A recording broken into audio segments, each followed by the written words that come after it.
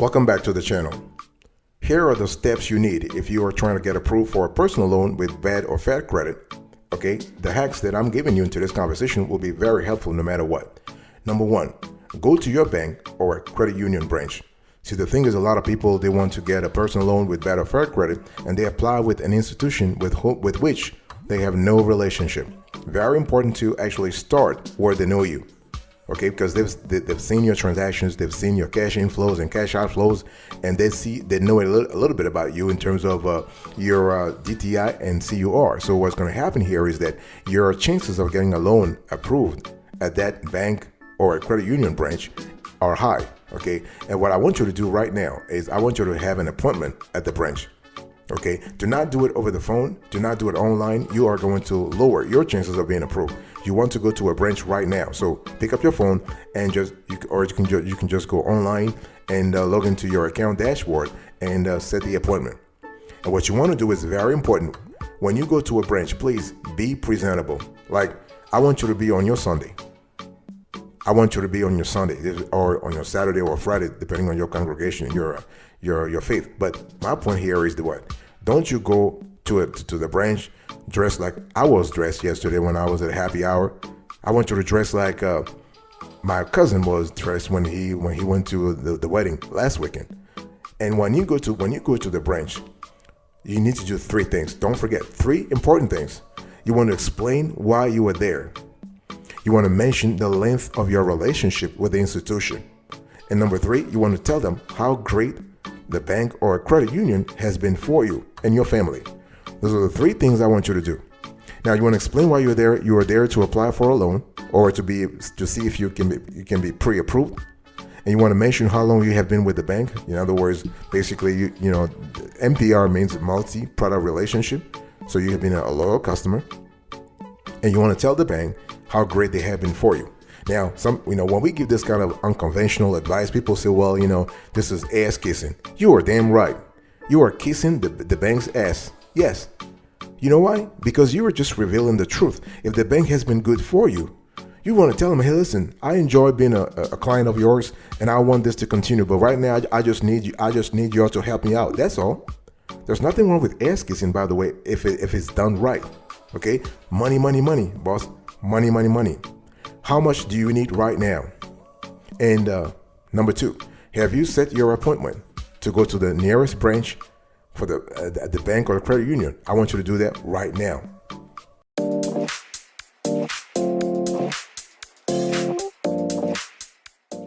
Step number two. So first thing is you want to go to the branch. Step number two, you want to prove income. See, when we talk about, let's say you go to a branch, you're not going to the branch with no paperwork. You got to have your paperwork when you go to the branch, okay? Because you're going to have a conversation. See, one thing I want you to understand is when you go to a branch, do not just talk to a regular staff member. You want to ask to speak to someone in the hierarchy. So you want to talk to someone, an assistant manager, or even the branch manager, okay? And what I want you to do is, see, the thing is, when you meet those people and you are dressed well and you are presentable, you can have a conversation. You are increasing your chances. See, when we talk about loan approval, it's not just about bad credit or fair credit. First impressions count. First impressions count all the time, boss, all the time. So when you go to a branch, I want you to bring along right now. So I want you to go into your paperwork. I want you to dig deep and take your pay stubs. Okay, if you have those documents electronically, that's even better. But you need your pay stubs. You need your W-2s. You need your 1099s.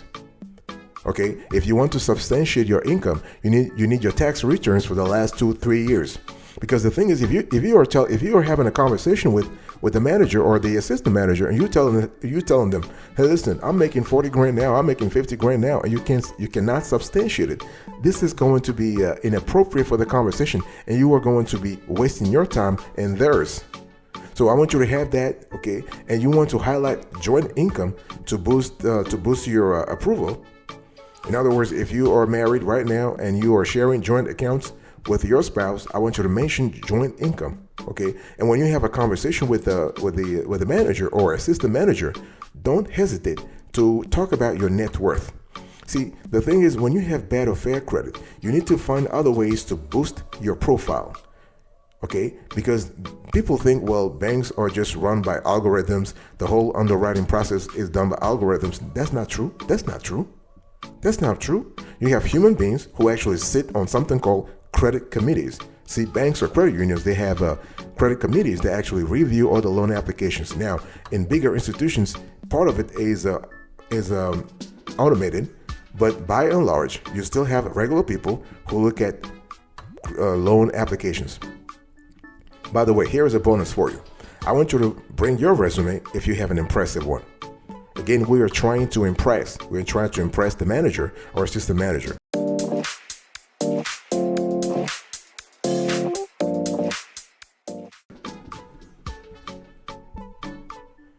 Number 3, what you want to do here is you want to contextualize your poor or fair credit score. What does that mean? That means that if you have, let's say you have 600, right? And you are scared that the bank might actually reject your ass because they're thinking, hey, listen, we want somebody with the 725 or 675, and you are a 650 or you are 625. Now, what's going to happen here is that you need to explain, you need to articulate what caused the FICO dip. See, banks understand that things happen in life. Banks understand that you might have done something in the past, or something might have happened to you. People, nowadays it's kind of crazy. Folks can actually file for bankruptcy simply because they have a medical bill and they just cannot pay it, right? So you want to contextualize the poor credit score or the fair credit score for that matter. Tell the bank what happened. Okay, was it because of financial mismanagement on your part? Was it because of ID theft?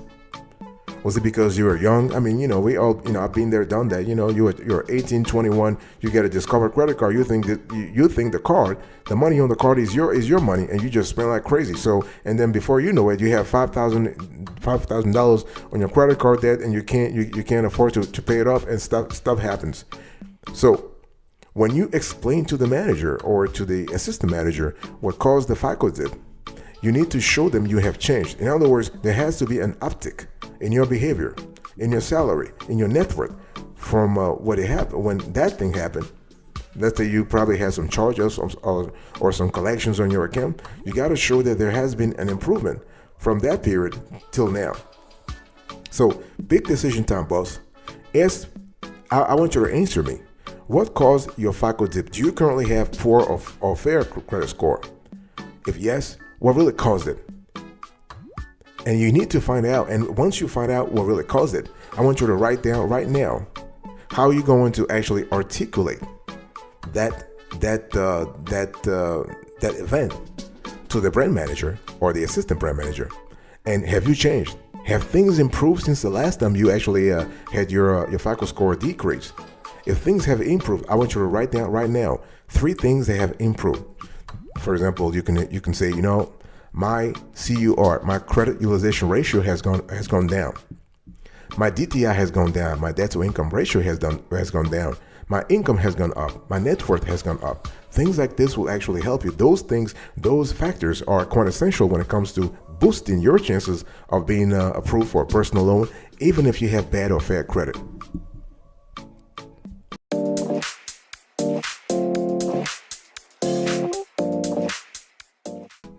The next thing I want you to do, boss, I want you to justify the loan. See, the thing here is a lot of people, they want a loan, right?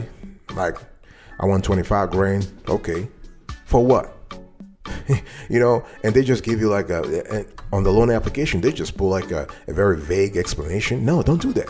You want to be very specific. See, the thing is, the more specific you can be. I'm not asking you to tell the banker all of your business, whatever, but you need to be specific in terms of what the loan is for, especially if we are speaking about consequential loan amounts, like large loan amounts.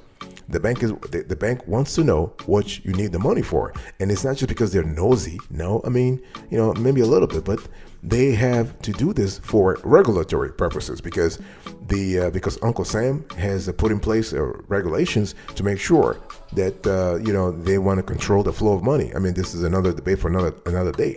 But what I want to say here is what you want to actually explain what you need the loan for. What do you need the loan for, boss? Is it for home renovation? If it's for renovation, maybe you might want to think about a home equity line of credit. Who knows? Is it for family matters? Is it for an emergency? What kind of emergency? Are we speaking about medical emergency? Are we speaking about maybe tuition? Your tuition is a child's tuition is past due. Is it like something else like vacation that you need to go to? I mean, family stuff. A lot of things happen, but you need to be clear about that, because if you sound confused when the manager is going to ask you, the branch manager, the banker is going to ask you what you need the money for anyway. And if they realize that you start actually hesitating, you have no clear idea of what you need the money for, your chances of being approved are going to go down. See, what I'm trying to tell you here is what I want you to really think about certainty. You want to be clear about what you want. So right now, I want you to write down, and it doesn't have to be one reason. It can be a constellation of reasons. Maybe you have 2 or 3 reasons, and you have one primary reason, right? So that will be maybe the main reason why you need the loan, and then you can have ancillary reasons, like a secondary reason or a third reason. Okay, so this is really important.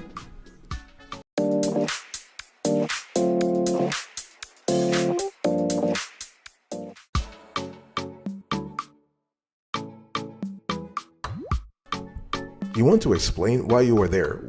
When you are at the branch, you got to talk to the banker, and you want to explain why you should be approved. See, everything I'm telling you, we're talking about this even before they check your credit score. If you realize, I haven't talked to you about mentioning your credit score, because what's going to happen here is that you are having a preliminary conversation. What's going to happen after your conversation is that the branch manager or whoever you spoke to is going to go and dig your credit score. They will do a hard pull, but at least they have a context. You have contextualized the application for them. Something that you can never do over the phone, something that you can never do online.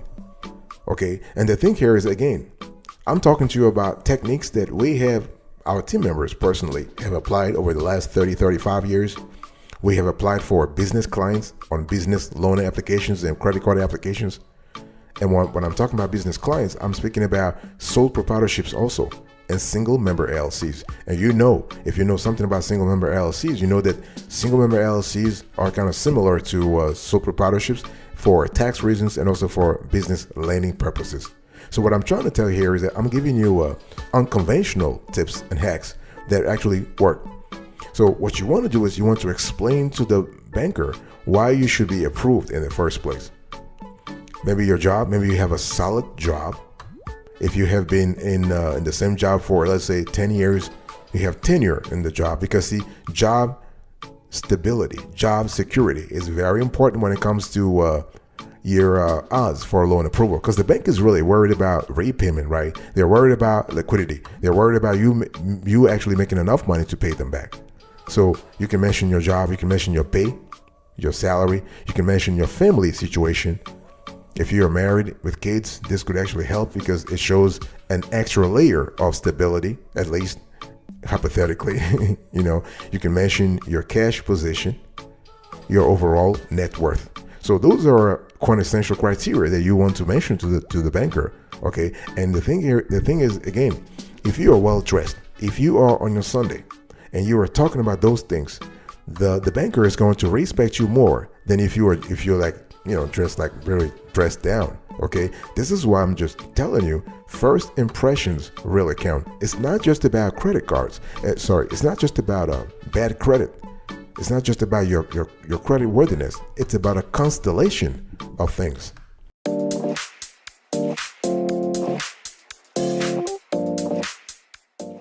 You also want to talk about the repayment plan.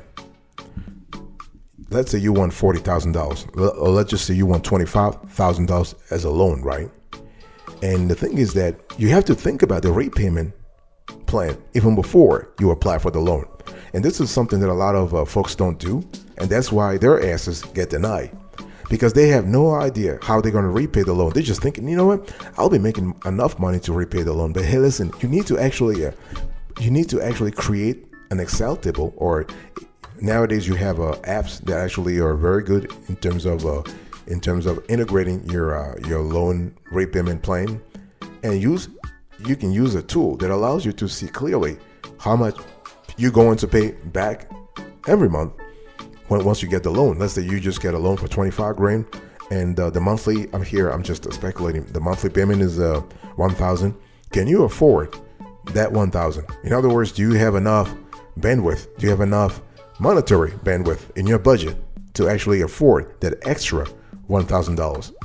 So those are things you want to think beforehand. So you need to show the repayment plan that you laid out to the banker so that they know that here is someone who has thought about everything through. Okay, this is not just someone who just want a loan because they're just thinking about the cash inflow. No, they have also thought about the cash outflow side of things. And you want to actually, you want to show the banker your amortization table. Obviously, that table will be based on a hypothetical APR, because the APR you're going to get from the bank is going to be decided once they do a hard pull on you and they do a complete underwriting of your application. But again, what we're doing here is we are trying to show the banker that we are really serious. Okay, you want to talk about the impact on your existing debt obligations. You want to talk about how will the new loan payments fit into your budget. Okay, you want to talk about your disposable income after paying the loan, and you also want to mention the impact on your DTI ratio, your debt to income ratio. So those are really important things, because what you are trying to tell the banker that, hey, listen, if you guys approve my loan, I'll be fine. I'm doing great already. But if you approve the loan, I have, as I said before, I have the monetary bandwidth to accommodate the new loan payment.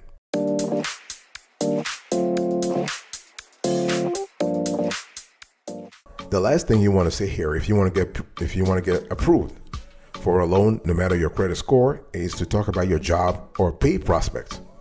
Because when we talk about job or pay, we're speaking about what? We're speaking about cash inflows. And honestly, when you have a loan, the quintessential criterion that the lender cares about is your cash position. They care more about your cash position than your employment prospect. They care more about your job, about your cash position, than your resume, your skill set. I mean, there are people who get approved for loans and they have no job, but they have income, they have assets. So when we talk about cash, we are speaking about assets. Cash is a short-term asset. Okay, so if you have assets, you are good to go.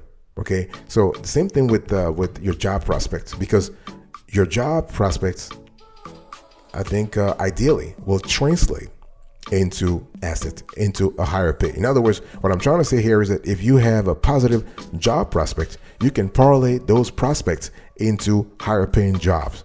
Okay, and you want to talk about your pay. If you're currently making 40 grand or 50 grand or 60 grand or 100 grand, and you think that your pay prospects are kind of high because of, let's say you were promoted, your performance evaluation was just positive, your boss loves you, your team members loves you, and you know you will be promoted very soon, you can mention that too. If there are positive industry and profession trends, you can also talk about that. What I'm trying to say here is what? I'm telling you to articulate positive developments that are happening to you in your industry. The whole thing is just to paint a better picture of your profile to the banker than just your credit score, because your credit score is low, okay, or average. It's not going to change. But there are things that have been changing in your life for the last 5, 10 years, or maybe more, or maybe less. Okay, so those are the things I want you to mention. You can mention your skill set. You can actually go to websites that actually compare and contrast salaries. For instance, you have PayScale, you have salary.com, and you just tell the banker just to input your job, your profession, and see how much comes up. So I'm just telling you a few tricks that will actually help you. So again, it's very important. Now, big decision time, boss. Big decision time. What is your current job? Are your job prospects positive? Are your pay prospects positive? If yes, I want you to mention that when you go to a branch. Very important.